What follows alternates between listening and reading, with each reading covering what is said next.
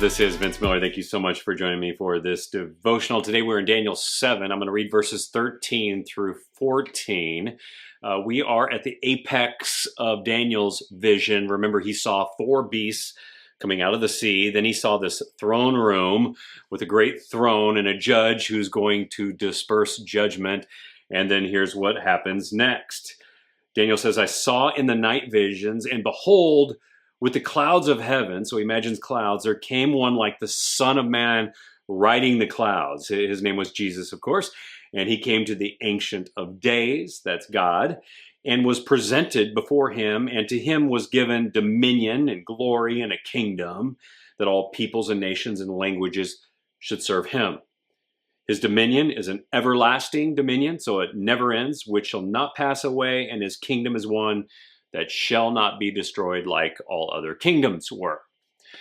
So guys, this is what we want to happen, isn't it? When we look out at the injustice in the world, I think we crave justice. Because I know whenever I hear about corruption in the news or in my community, my soul just craves justice. I especially want it when injustice happens to me.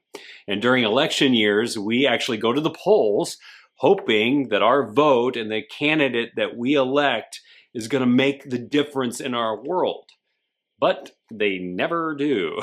In some way or many ways, they always come up short. And we're reminded time and time again that what we want and need is a better leader, a perfect judge who can judge justly. And what Daniel sees in this vision is that leader. The good news is we don't have to vote for him. He was determined and appointed by the Ancient of Days. He doesn't come from the earth. He comes from the clouds. He lived among us, but didn't act like us. He was righteous in all his ways, and he judges righteously. And when the time comes, he's going to reign forever, unlike any other king in any other kingdom. You know, gentlemen, being a good citizen in our country and our world is a nice thing to do.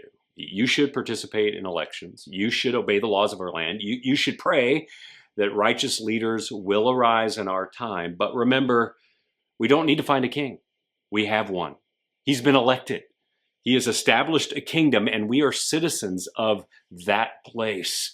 This world is temporary, but his kingdom is forever and will never be destroyed. And guess what? He's coming again.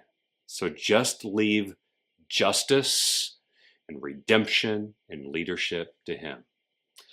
I love you guys. Thanks for joining me. Share this with someone you know, and I'll see you right back here again tomorrow.